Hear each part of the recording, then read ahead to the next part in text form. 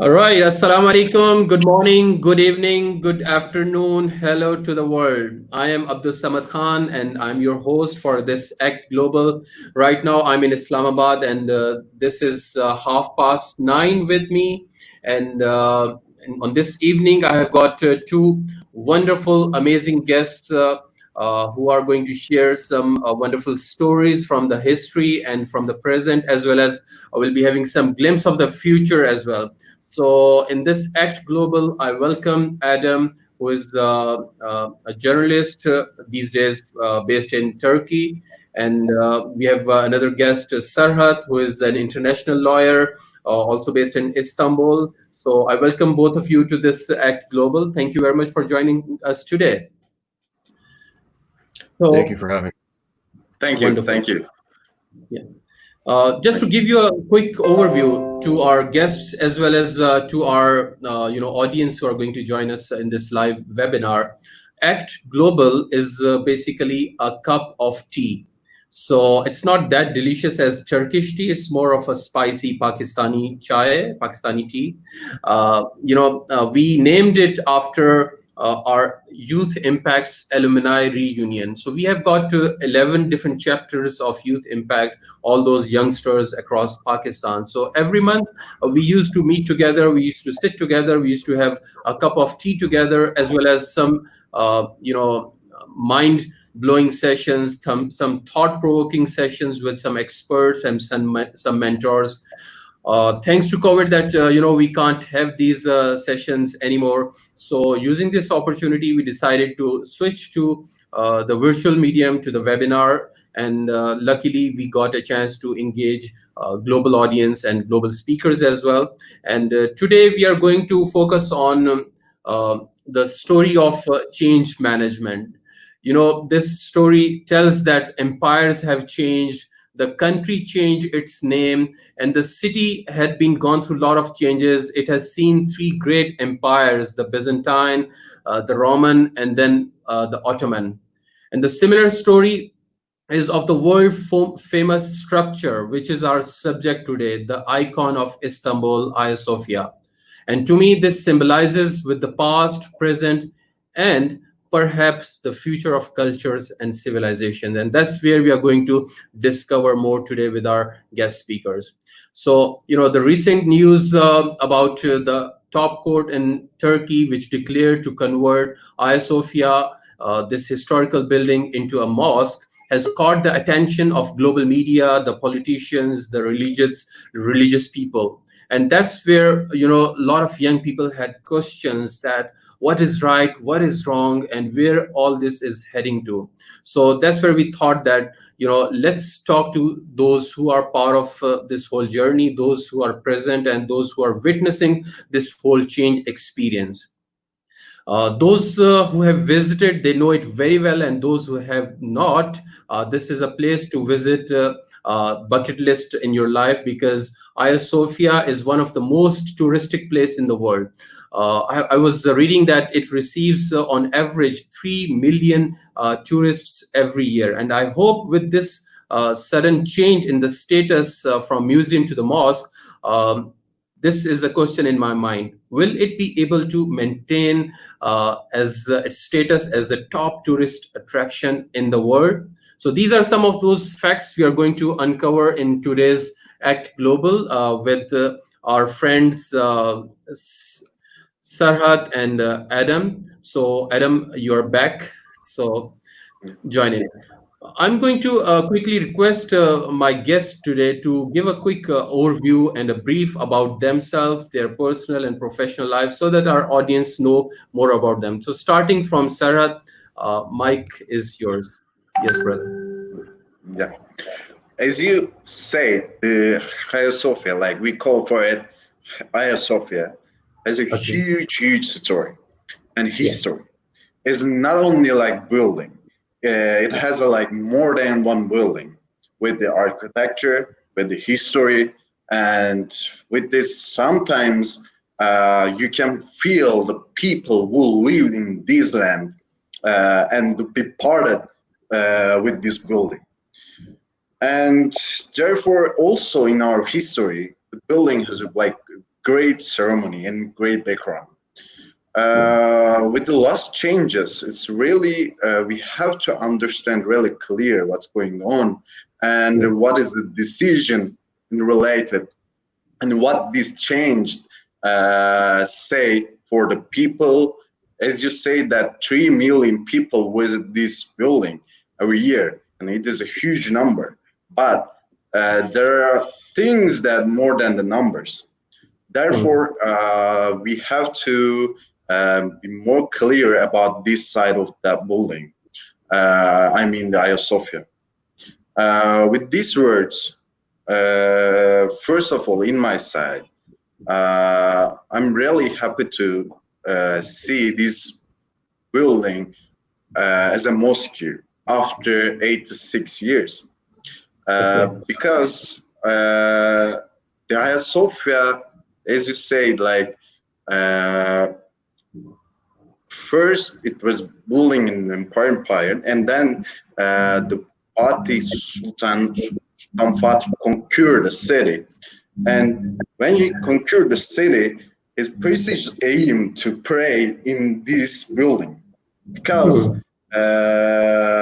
we have a one word for it. The Prophet Muhammad himself had followed that aspiration in a hadith in which he said Istanbul is going to be conquered one day. And what a great commander the commander who conquers it will be, and what a great soldier that soldier. And also after the conquer, the things the first Sultan Mehmed did to pray in this building. And after the several years, and sorry, 100 years, in 1934, it was changed as from mosque to museum. And also now, the government, also the law authorities in court has a power, has the authority to change this decision from museum to mosque. And there is nothing to going wrong way. And also the all visitor can visit to mosque. There is no restriction or limitation about it. Therefore, if you see this decision with this way, I think it will be more clear, and how I can say, like, I will be really helpful if the people see this decision about that way. Interesting, wonderful. This is a great recap of the whole history of this significant building. Serhat, before we proceed to further conversation and ask you more difficult questions, I want you to give a quick intro of your own self as well, so that our audience know that, you know, what is your personal and professional background. So that would be helpful. Thank you. Okay, thank you. Like, I was graduate from the university, from Istanbul Big University, 2015, and I was working as a lawyer 4 years. And I went to Switzerland to get my master degree, and after that I went to the Columbia University in New York for 4 months as an academic researcher. Now I'm in Istanbul and working as a lawyer, and also I am the board member of the Young Museum to responsible democratic relations. And this is my little history and background. That's wonderful. I think that's the most relevant thing about this seminar, because I can see you can bring in that legal perspective, as well as also you represent a young organization, Young Museum. So I'm sure you can also relate to the feelings and emotions and sentiments of the young people in Turkey. What do they think about this whole thing? So definitely, as we proceed further, we are going to discover more about it. Okay, moving to Adam. So Adam, please tell us more about yourself.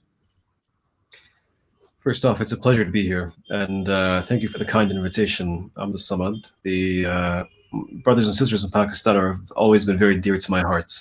It seems that, just given the significance of their views and how widespread they are around the globe, they have an impact on the way things are said and heard and felt. That said, a brief introduction. My name is Adam Bensaid. I am Algerian, and I work for TRT World between strategy and as an investigative journalist as well. Hagia Sophia is one of the many issues I've covered. Previously, I worked as a senior manager of policy and strategy for the Organization of Islamic Cooperation.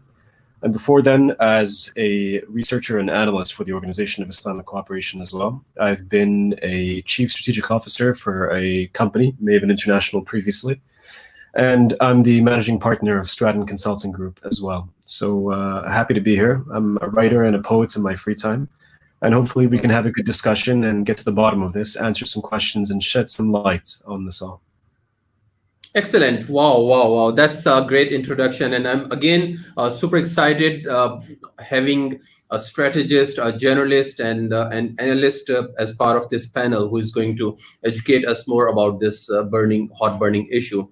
So my first biggest concern, and that's the concern of everyone on the social media when we look at this issue, that why all of a sudden, this issue becomes so hot and so important. So why, so and so that we see the president of the state comes in and announces that, we are going to celebrate. So why this is so much significant or important for the people or the country of Turkey to celebrate, conversion of Hagia Sophia into a mosque. Anyone of you would like to comment? Yeah, please, Adam. Yeah, I'd like to comment that this is, to many people in the way it's being publicized in the media, this seems like a thing that's happened overnight. And I'll get to the burning issue. A lot of people are saying that why is this happening now during COVID times and it's a publicity stunt and so on and so forth. But the reality is that Turkey has been reversing the effects of Ataturk reforms for a very long time. And that the issue of the Hagia Sophia, as Brother Serhat mentioned, is very deep in the Turkish mind. Not only because of the hadith, but because this is a city of history itself. And a lot of their ancestors were buried here.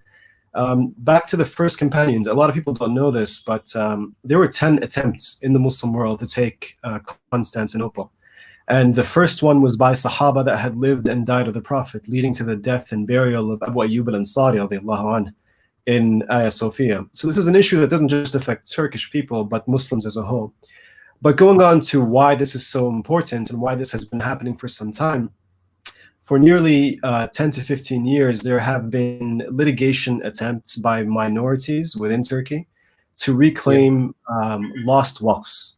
And this includes the Greek and Armenian communities that have filed under the current government, filed to get their lands and their religious properties restored that were stripped away during Ataturk's secular rule. And these included churches, synagogues, graveyards. So to date, for instance, I believe President Erdogan mentioned this a few days ago. There are more churches, and synagogues for non-Muslims in Turkey than there are mosques for Muslims in Europe, essentially. So this has been coming back for a long time. But the significance of this is that in Islamic law, the waqf is inalienable. A waqf is an endowment. Let's say, for instance, I take an amount of money and I set up a foundation and I say this foundation is for orphans. Legally, it is binding and nobody can come and take that money and use it for something else, such as like a car dealership or whatnot. It is the very basis of civil society. And during Ataturk's reforms, he instituted not a policy of liberalism, but a policy of extreme secularism. If we're talking about liberalism and secularism as what we understand it today, the freedom to practice religion, that's fine. But he went to the extreme version of it, where religion was not permitted at all. And therefore, this had consequences on Turkey until today. When the language was changed, when civil society, which supported orphans and soup kitchens and so on, was crushed entirely, you had a society that went through a period of alienation, and it was the question: are we European? Are we Muslim? Are we whatnot? And this has political significance because for decades, Turkey has, assuming that it is a secular nation and it is a democratic nation, has tried to gain entry into the EU, but it was consistently told directly by some statements and indirectly that because you are Muslim, it's not okay for you to be part of the EU. And this caused contradiction within Turkey, essentially. So what we have to realize at the heart of this all is that there is the rule of law in Turkey, and that this has reflected the general will of the people in Turkey and the rule of law within Turkey for some time now, going back to the days when there was a reversal on the ban of the hijab, which is in any country, Europe or otherwise, the freedom of religious expression. But this was forbidden to the point that jobs were forbidden to people that wore hijab. People that wore beards and were seen as religious were disgraced and disrespected in public as ignorant and backwards and whatnot. So this is a process of healing within Turkey. And just because it's happening within Turkey does not mean it's necessarily, of course, only within Turkey. It does have implications internationally. But from my point of view, the government of Turkey has taken every measure to balance its priorities, its internal needs with respect for other faiths. Turkey was one of the founders of the Alliance of Civilizations, and in keeping with this, they have made statements that the Hagia Sophia, the Hagia Sophia, will remain open to visitors of all denominations and faiths. And if somebody wants to go in and feel the spiritual elements of the Christian faith, there is nothing keeping them. And this practice, non-Muslims are still allowed to enter mosques, such as the Sultan Ahmed Mosque. This is still consistent with that. That's pretty much the general summary, and perhaps we can go into more details and technicalities later. Sure. Absolutely. I mean, that's a great note on this whole perspective. Just a quick, comment for our audience and viewers that if you have any question from our panelists today, you can just post your comments at Youth Impact's Facebook page. So this is live streamed at Youth Impact Society on Facebook. So you can go there and you can post your comments or questions to the panelists so that we can learn more from them. Great. So Serhat, being an international lawyer, I just heard from both of you that, context of hadith, and then companions coming to this place, and the significance of Istanbul in Islamic world, and Sultan Ahmed coming and conquering this and converting this whole region into a Muslim region. I can understand, as a Muslim, I can understand that there's a lot of sentiments attached to the Muslim people, and especially the Turkish people, with this place and all these symbols and signs. But we also we are global citizens and we have global responsibilities. So, as an international lawyer, how do you see those who might not be included, or those who are not happy with this decision, like those Christians, our fellow humans, fellow brothers and sisters who live with and who share this earth with us, and who share the legacy and the history of all these amazing places, and they have their own sentiments attached to it.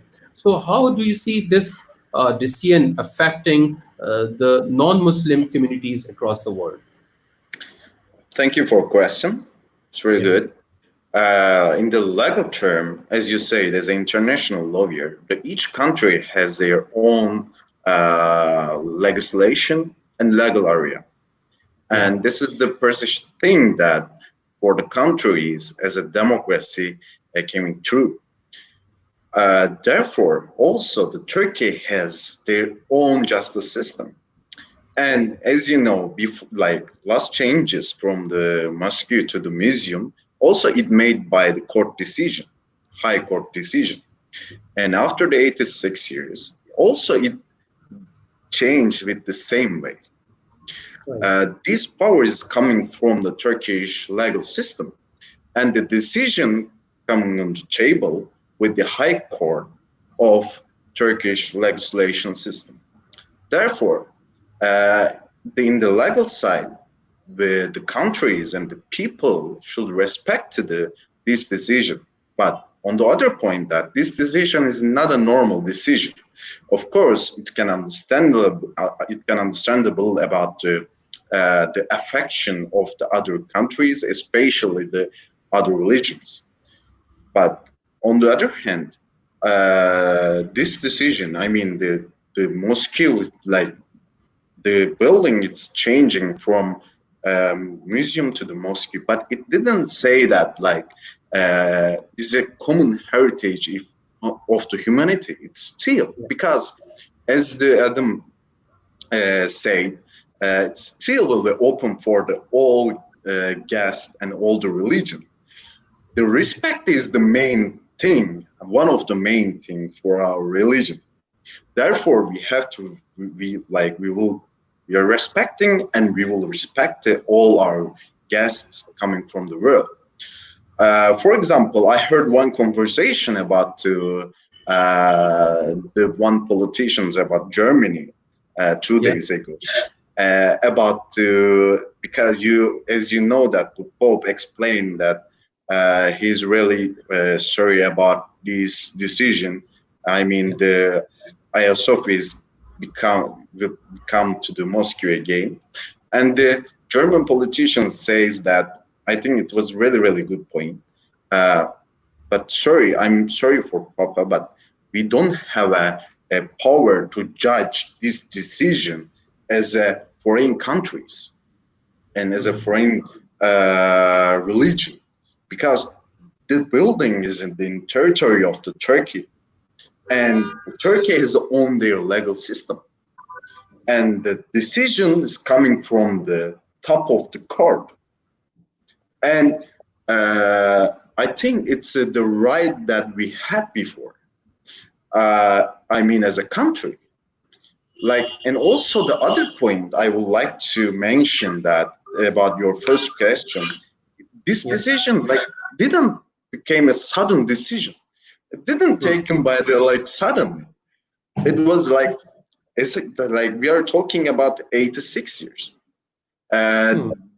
This decision coming on the parliament several times in the past, and then they argued it, and now after the several years conversation and preparation, this decision came true.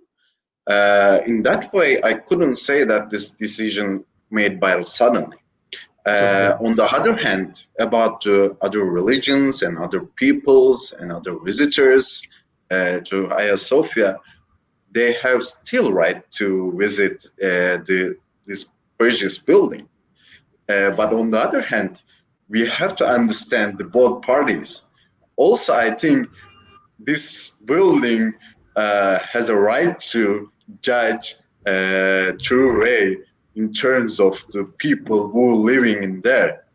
If you look their perspective to our people, it is really important and really understandable, because also we are looking for other perspective, and we are still saying that the doors are still open and always welcome. I'd like to add on top of that. Yes, I want to add something. Yes, there is a bit of an inconsistency, and if we just take a step back, generally in the media, how it's being raised. For instance, I found this really bizarre, but we're talking about present day, modern terms. There was no complaint when the Turkish government returned a large piece of land to the Armenian church in Beykoz district and compensated them as well for reversing a decision taken by Ataturk reforms. There was no complaint made by Israel when its synagogues and its graveyards were preserved and given over as the sovereign territory, as a sovereign area of their people. And therefore, I do have to say that there is an inconsistency in the way we deal with Turkey in the media. And a lot of countries, unfortunately, and it's a bit condescending. And having lived here for many years, I can tell you that it's deeply unfair for anyone to go to any country and try to paint an issue as black and white, or to explain the issue to the people that have lived the terrors and the repressions of the anti-religious repressions that occurred in Turkey. So that's the primary thing. And also, there's an inconsistency in the application or the respect for the rule of law. Because in our countries, respectively, our judiciaries are, for the most part, independent. We respect and abide by their decisions as sovereign decisions. And we talk all the time about international law, but you'll notice that for once, the criticisms that have been leveled against Turkey have no quotations on international law. So in that spirit, I want to bring up some international law myself. Sure. and just make specific reference to this. Conquest is actually a part of the legal international system, and until the Nuremberg Principle was passed after World War II, it was only then that we began to say that you cannot annex or take a country. Okay. Before then, it was a matter of fact, and nobody criticizes, for instance, the annexation of Hyderabad in 1948. We accept it as is for the most part, even if we are unhappy about it. There's also a lot of cases that nobody raises of mosques being converted to churches. And I'm not talking historically. If we go historically, we can talk about the Grand Mosque of Cordoba in former Andalusia, Muslim Spain, where today, if I go in and pray a rak'ah or make adhan, I will be arrested. That is not the case in Turkey, and has never been. So you are That's saying, previously, but now. sorry, you are saying that a Christian can come and pray at Hagia Sophia even right now today if it's a mosque? Is It that what you're depends on saying? the type of prayer. As long as they don't Yeah. disrespect any other faith, that's Yeah. really up to them. But they can visit, they can make observances. Let's not forget that even the Christian world itself is deeply divided on the issue of Hagia Sophia. So when the Pope makes a criticism towards Turkey, let's bear in mind that he is not the Pope of Hagia Sophia per se. That's the Eastern Orthodox Church, a very different church. It's simply that people make criticisms where they can. But the Pope was silent, and the popes previous to him were silent as well when the Crusaders invaded Constantinople historically and ransacked the Hagia Sophia. If we go into the histories, you see the amount of work. There was a poet that spoke about this, and a Russian Christian Orthodox thinker that said that the Turks have done more for Hagia Sophia than historically the Greeks themselves have done for it. They completely restored it. It had collapsed and burned in fire 3 times. Mimar Sinan, the famous Turkish architect, had come along and added the support structures on the side, and it was restored multiple times under Sultan Abdul Hamid and consecutive sultans. More importantly, you have a number of sultans buried there. So this is actually not just a heritage of the world, but a deeply personal historical artifact and site for the Turkish people.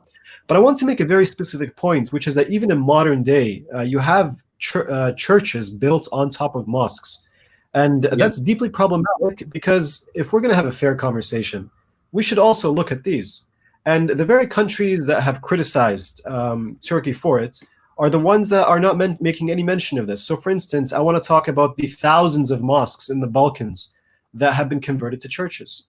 I want to talk about mosques where alleged prophets are buried in Greece, in Thessalonica, that have been converted to churches as well.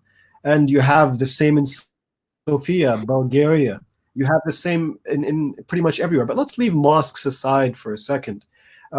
The act of conquest and converting religious sites is a matter of power politics, honestly speaking. And as long as it's done with respect towards the local populace, that's simply a fact of life. So the French in Vietnam and Indonesia have conducted this. The British in America, and even the British themselves, they built upon. Here's an interesting fact. The Vatican itself, one of the parts of it, was built on a former pagan temple. But nobody really mentioned these things. So we have to really educate ourselves first and foremost.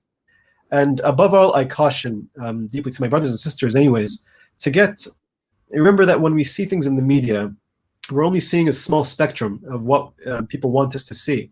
But there is this entire spectrum here, this entire spectrum here. And people, unfortunately, for the sake of opportunism, to paint someone a specific shade, will highlight only what's beneficial to them. Yeah, unfortunately, that's the truth, and that's where we always invite the young people to apply those filters of their own values and their own basic moralities to see and to absorb all this information from the media. Well, I had been to Istanbul a couple of times, and I had this wonderful time at Hagia Sophia and the Sultan Ahmed Mosque. I'm just wondering from a touristic perspective that I see Istanbul is a city which has got more than 3,000 mosques, and just 300 meters away from Hagia Sophia, we have got this magnificent amazing mosque, which is not even filled all the time. So just a very common, maybe it could be a stupid question, that why there is a need for another mosque in that region. I mean, it was overpopulated by the people who were praying, or it's something else, not just a mosque. So maybe Serhat, you could respond to this. Well, thank you. Abdul, Yeah. have you ever seen front of the Hagia Sophia to see the view and the building when you came to the Turkey? Yeah, yeah, absolutely. Yeah. Have you Yeah. seen this view, the front of the Hagia Sophia, and that have you ever look to the building, and also with the building to the history and smell the history? Because this question is about like we cannot we cannot discuss with the other mosques in Turkey, and we couldn't say that as a Turkish people, as a people who living in Turkey, that okay, the Turkey has like more than 3,000 mosques, and why we need the Hagia Sophia, because we the first building that we need in Turkey theoretically, the Hagia Sophia, is a mosque. Because if you sit and just look to the building, I mean the Hagia Sophia, you can see the 1443. You can see, you can feel the Sultan Mehmet coming to the city. You can imagine in your eyes what happened and how it changed from church to mosque, and which like how many people fight for it and how many people die for it. You can feel this history, and when you feel this history, actually when you see this view from the history, you can understand more clear about what we need as a mosque to Hagia Sophia. On the other hand, as I say, okay, I agree that there are like many mosques in Turkey, but Yeah. the Hagia Sophia is precious one. Will be precious one, inshallah. You Okay. know, back Interesting. in the Yeah. day, before I don't know. Constantinople was, before it was conquered, before it became Istanbul, Hagia Sophia was called the Red Apple. And when Sultan Mehmet would talk about conquering Constantinople, he wasn't saying we're going to go conquer Constantinople. He said we're going to go conquer the Red Apple. So Hagia Sophia is at the heart of the origin of Istanbul as we know it. And it's a fair and valid question that a lot of people are asking, why build more mosques? But this is not a case of Turkey building a mosque in a site where there is another mosque. This is the first mosque that was established in Constantinople. And no less, it was established by the founder of Istanbul himself, according to a very long charter that is preserved until this day, on beautiful gazelle skin taken out every year and restored by the Sultan Mehmet Fatih Foundation, that says in very strong imperial language, may the curse of Allah be upon anyone who changes the purpose of this waqf, and so forth. And Sultan Mehmet Fatih, the conqueror, took out of his own money and put it into Hagia Sophia as a foundation, So you had hundreds of stores, of businesses supporting Hagia Sophia, and this money would be distributed throughout the city to the poor. They set up schools and places for calligraphy. In fact, until today, in the entire Muslim world, you will not find a larger collection of gold calligraphy and art as within the Hagia Sophia. So it's a deeply personal cultural artifact. And the argument that is presented that why build more mosques is entirely valid, but this was the first mosque. And on top of that, I really want to back up what Serhat Bey is saying. I've been here for 5 years, and it's always been my dream to come here to Istanbul. But when you're walking through the streets and you see a sign that says Hazrat whatever was buried here, when you pray in Fatih district and you say that who came before me, from the greats, from the leaders, from the scholars, whatnot, and put his head down in this very place and pray. Hagia Sophia and Sultan Ahmed are across from each other. They're like a package. You look to the right, you see Sultan Ahmed. You look to the left, you see Hagia Sophia. And it fills you with such an incredible sense. And this is why, unfortunately, whoever comes to Istanbul, they say if you stay too long, you can never leave. And it's true, because you have so much cultural depth and rich history, and you're always coming across different things.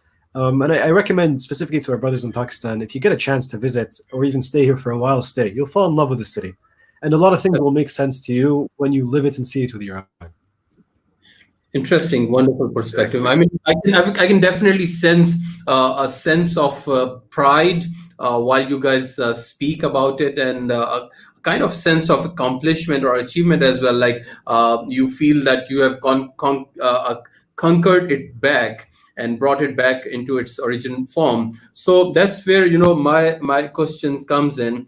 That does it sound like a religious decision, or it was just based on the religious intentions, or there are like these political intentions associated to this decision? So how do we categorize this decision, or how do you think the world sees this decision? Yes, Serhat, maybe. If I can say something about it. Yeah, Sure. please, Ahmed, first go on.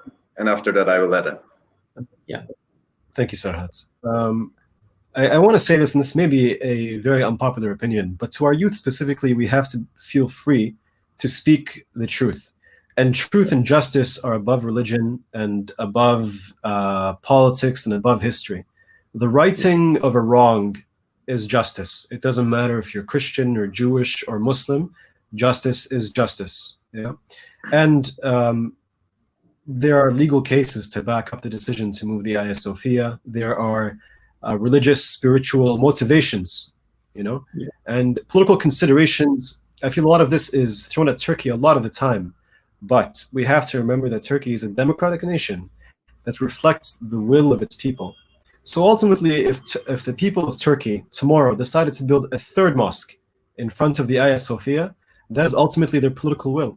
In the same way that I cannot go to another country and say that, why are you doing this, if they've voted for it or accepted it or called for it. That's deeply critical. And more critically, we have, unfortunately, a terrible culture of political correctness, a one-sided culture of political correctness. I think it's important that we need to be humanists and to be compassionate towards our fellow man and to be respectful of other faiths, but not to compromise our own principles. And the moment we do that,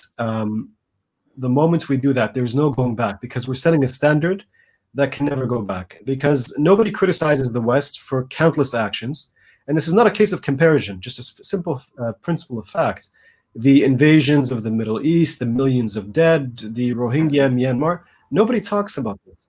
But the moment Western media highlights something and they wish to come across from a moral high ground on a superior righteous standpoint and say that you are the bad guys, I'm surprised by this. I'm really shocked by this. We have a lot of apologism saying that, yeah, but the nice thing to do would be this. Yeah, but ideally, like, if you go back and you reverse the decision of taking the Hagia Sophia in the first place, you wouldn't have Istanbul. Where do we go? Do we give back Istanbul as well and tell everybody there to migrate backwards? We need to accept what is fact.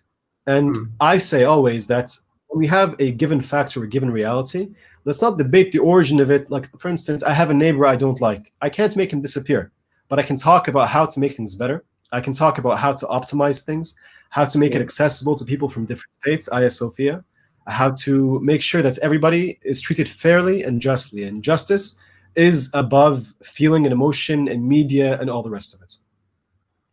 Wow, that's wonderful. I like that perspective that, we must respect the differences and diversity and all the global religions and their perspective. At the same time, we should not let anyone, disregard or disrespect your values and your priorities as well. So it has to be on the basis of principles of equality and justice. And great. Yes, Sarah, any comment on this perspective? Actually, like this, I should repeat what I said at the start. And also, Adam Bey mentioned the all countries really respect this decision. The people, especially spatial diverse media, is like the tracking this point as a political side, but the people who live in Turkey, we are in their emotional side.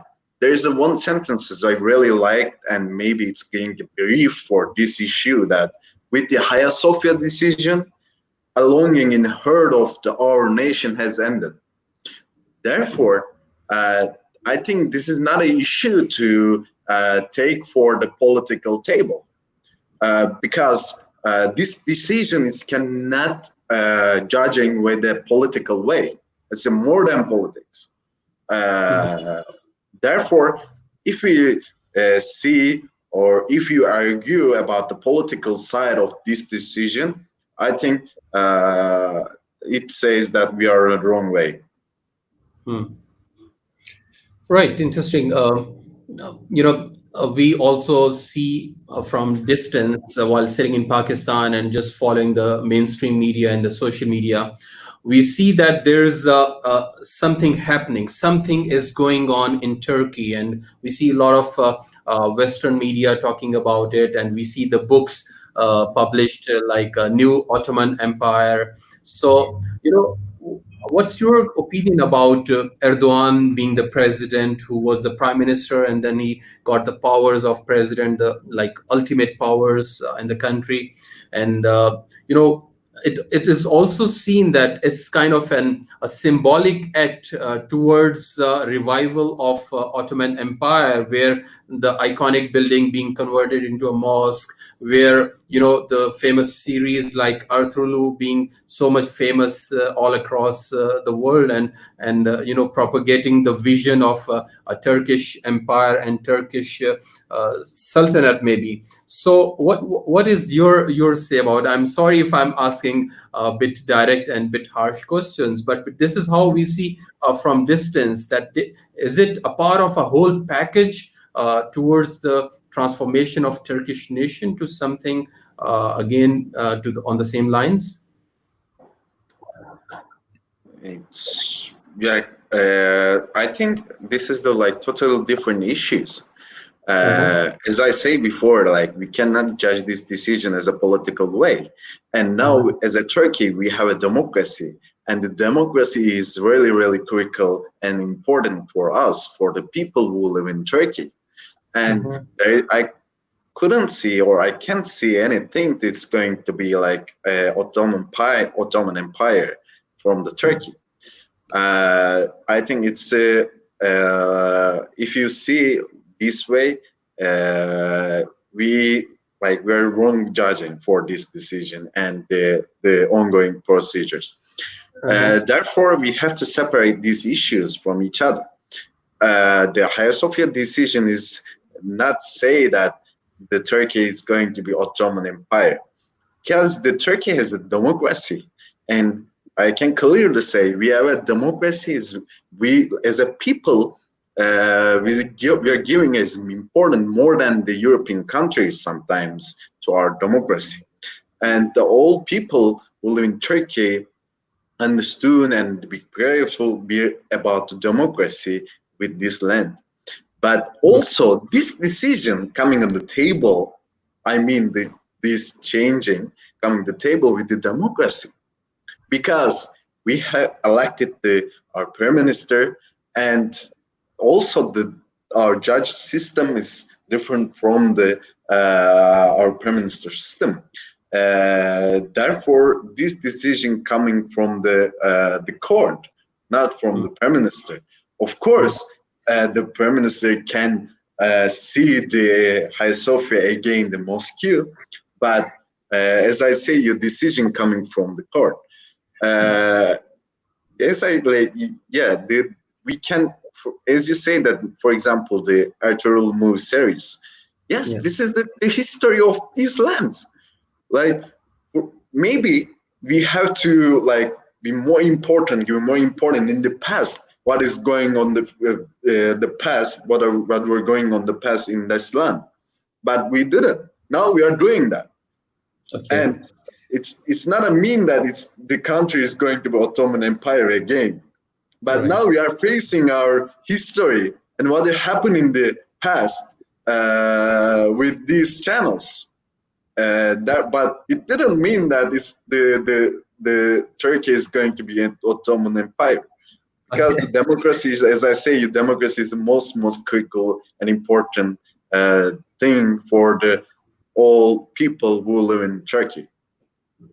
I'm relieved to hear this, that still the democracy is a prime value for you people in Turkey, and if the people of Turkey believe to progress based on the values and principles of democracy, and I'm sure the people have the power, and then they can drive the decisions of their leadership. Right, Adam, do you have anything to comment on this perspective, that is there any connection between what Turkey was before 1920 and what Turkey is going to do after 2020 or 23 onwards? I have a few things to say, mostly for the reason that I worked on the Ertuğrul campaign to Pakistan until PTV picked it up.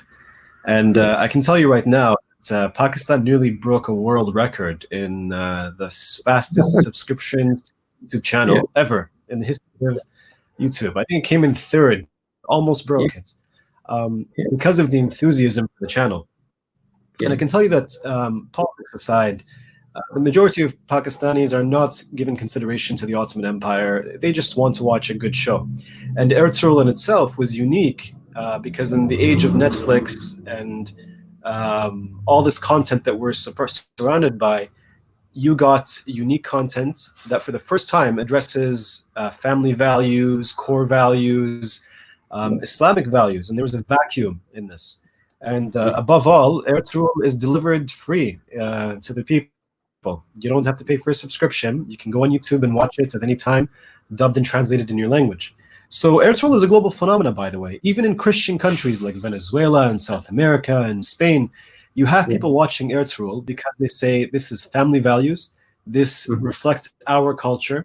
It's not hookups and all these negative messages to children and whatnot. It's honorable. Respect your family, respect your culture, be honorable, be just. These are things everybody can get behind. Regarding the Ottoman question or the line, I've been hearing about this in like the Washington Post and the New York Times for a long time, man. And I have yet to see within Turkey the mention of the word Ottoman. In political speak, in media, it's simply not mentioned. And I think that anybody who is saying this, generally speaking, is more afraid than being realistic, because there is no way to turn a republic into an Ottoman Empire. And there is no way that Turkey in itself, the people of Turkey are very diverse, by the way, and it's a democratic country. You can't say to the people of Turkey, we're going to turn this republic into an Ottoman Empire. Can you reflect the values of the people? Yes. Are the people Muslim? Yes. Does that mean the policies may be a reflection of what the people want? Yes. And unfortunately, a lot of people in the West are not happy with this. I'll put it that simply. But generally speaking, if any other country in the world intervenes in the Middle East, intervenes in Europe, or speaks up about justice or whatever it may be, no one says a word. But as soon as Pakistan, for instance, says something about India, or as soon as Turkey says something about Syria, automatically we say that this is the Muslim influence, and this is the Islamic influence, and this is, and so on and so on. And I think that's deeply, deeply unfair, frankly. I see Turkey as nothing but a democratic republic that reflects its people. And more importantly, let's pause it for a moment here. If the people of Turkey want something and it happens to be Islamic, what's the shame in that? And this goes back to my points about apologism. I can tell you that the UK, that France, and all the rest are deeply grounded and shaped by their histories and their discourse, their experiences and whatnot. The UK is no longer a colonial empire, but it still acts like one sometimes. And that's just its history. You cannot ask a people to forget their history. That causes problems. And I can give you very specific examples. There's a sociological concept called anomy by Emil Durkheim that a lot of our youth, I'm sure, will study at some point. When you have a society that is cut off from its culture, from its history, and it has too fast of modernization or change, you have an increase in crime and violence and suicide. And this happened to Japan, and this happens in a lot of modern countries right now because people feel a sense of meaninglessness. What's the point of life, people ask, and they resort to drugs and all this. So in Turkey specifically, with the reforms that Ataturk came, when he banned the millet system, which allowed every religion to practice their own religious laws within their communities, and when he tried to crush religious education, and when he tried to control mosques and all the rest of it, essentially what's happened is that for a long time, faith and culture was drastically changed. And it's only now, and I think this should be applauded and respected, that people are going back to their roots. And this is not only a thing in Turkey. In Algeria, from where I'm from, for 130 years, France tried to cut off the cultural link between the Muslim past and the modern present. And it created a lot of psychological trauma within the country. But it was only thanks to a few who preserved that culture that they were able to be free from France to begin with. And the same goes true to every independent country from any colonial state. If it was not for the fact that they had their customs and their cultures and their beliefs and their heritage to draw on, they would have lost their sense of individuality, they would have lost their self-respect, and they would have lost their direction and their identity. And that is something that everybody in the world is proud of and unapologetic for. But when it comes to any Muslim country, not just Turkey, whether it's Palestine or Pakistan or Muslims in India or Bangladesh or Turkey, the moment you say a word, you say a sentence that is motivated by your beliefs, you are shamed, unfortunately. And I'm saying that what we need to do, honestly, is learn how to speak smarter, because it's not about the way we talk necessarily, but we need to use reason, definitely, in the way we speak, and to be proud of who we are. And I genuinely believe that for the first time in 100 or so years, a lot of countries around the world are finally fighting the inferiority complexes that Western powers have left us with, whether because of their technology, their education, and we're beginning to believe in ourselves. And this is not a popular idea around the world. So hats off to Turkey, and hats off to every young person who is willing to be proud of their origin and their heritage and respectful of others at the same time. Wow! I'm loving this this conversation. I mean, this sense of feeling pride in your own identity and propagating it with a balance and telling the world that what's the truth. This is very important, and that's where those young people who are listening and watching this conversation. I mean, my invitation, especially from the Pakistan's perspective, the founding fathers of this country, they had laid the foundations for this nation, and they had set a vision for this nation. So it's very important to refer back to that vision by founding fathers and to establish that connection. And I think that's what I heard from you, and that's where I'm learning that your way forward to the future is full of pride and with sense of accomplishment and satisfaction, like we listen to these young men from Turkey right now, is where when you establish a strong connection with your glorious past. Wonderful. Thank you very much. So we are heading towards last 7 minutes of our conversation. So very quickly, I have this one question where I'm concerned about the touristic element. Do you think Hagia Sophia will be still open to the non-Muslim visitors, and do you think still it will be able to attract 3 million or millions of people to visit this place, or it has going to have any impact on the tourism of the country? Any quick comments?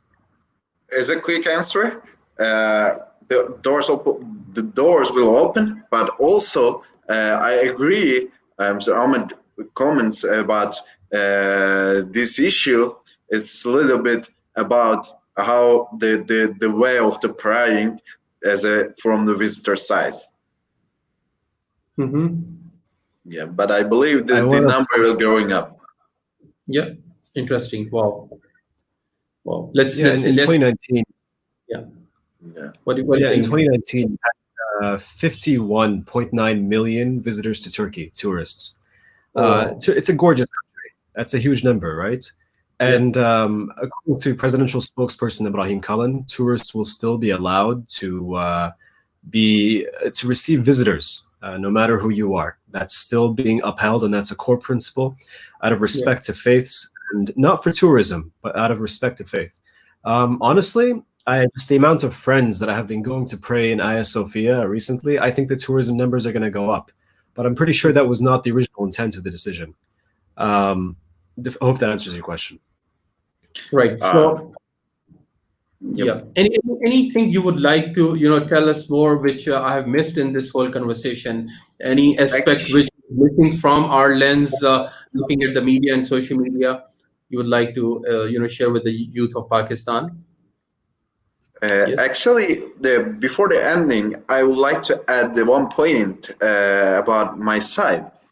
To we understand this decision more clear, I would like to, maybe I have to mention one poet in Turkey who live in these lands, and he's really, really him of the open the door from Hagia Sophia as a mosque again, and he has a one paragraph for that issue. If we have a time, I would like to share his paragraph, but I would like to be sure that if we have a time, because it is really, really sensitive and important point about that issue. Maybe the people who listen us can understand more clear when they heard these sentences. So can you read it out in like 2 minutes, or it's Yeah, longer? sure. The poet name is the Necip Fazıl Kisakurek. We call for him Ustad, and he's saying for the Hagia Sophia, with the exception of the conqueror, every ruler in our history, even if he added 1,000 times mortuary to the fatherland, then the conqueror was far from a wall in the sense of ultimate perfection and flawlessness. It's only the conqueror that we find the object of his struggle interrogated in a great and magnificent wall in keeping with his place and time, and what symbolizes all that Istanbul, the most beautiful city in the world, and it is the heart, the Hagia Sophia. Wow, wonderful, wonderful. I have got this quick question. Where did the name Hagia Sophia comes from? Any quick context? Yes. It's an ancient name. It goes back as far as the First Byzantine Empire. But in the interest of time, I want to just leave a small message to our Pakistani youth. We've spoken a lot today, and thank you, Abdul Samad, for hosting this. I'll leave you the final word. But essentially, we've spoken a lot today about the importance of respect and autonomy and pride in our cultures and our faiths and so on. But we have to be aware as well of the significance of our heritage and what it means for the future going forward. And I can tell you that if we were to let go right this instance of that heritage and that faith, the very principle that binds a country like Algeria to Pakistan and Turkey and brings us together and able to cooperate and work together would disappear immediately. And there is a vested interest in seeing that disappear. So essentially, in every young person in Pakistan, there is the power and the capacity to make drastic, long, far-reaching changes that will benefit not only Pakistan, but the Muslim world. And the same thing applies to Turkey and Algeria and the rest of it. So to the Pakistani youth, essentially, I say, Pakistan Zindabad, and I wish you guys all the best in trying to make that change and that meaning in your lives. Thank you, Emma. This is so sweet and so kind of you. I mean, we always feel and receive that love when we visit Turkey, and we feel that Kardesh relationship between the two nations. And I can see that our flags have resemblance. Even Algeria and Pakistan and Turkey, if I say that all these three countries can share the colors and flags and designs. And it's not just those symbols. To me, it's the historical connection, the roots, where it's important that you establish that connection, feel proud about it, and at the same time you develop your level of competence and your analytical abilities to see what's right, what's wrong, to be able to figure out between the truth and what's being lied on the media and on the print media and the mainstream media. And that's where the young people have a lot of responsibility on their shoulder to take the lead of this new world, where the future is, inshallah, we believe it's going to be bright and positive and prosperous. But at the same time, have one eye, one connection established with your beautiful and glorious past as well, because that's where your values, your moralities are derived. They come from your past, your ancestors, your elders.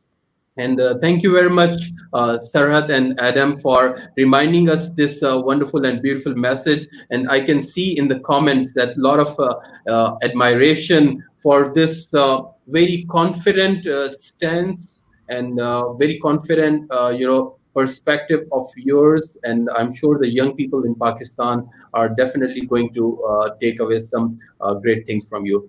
Thank you very much. Take good care of yourself. Thank you. Yeah. Okay. Thank you too. so much for hosting us. It's a pleasure to meet you and with Youth Impact. It was a pleasure for us, for me. All right. Take care. Bye bye. Assalamu alaikum.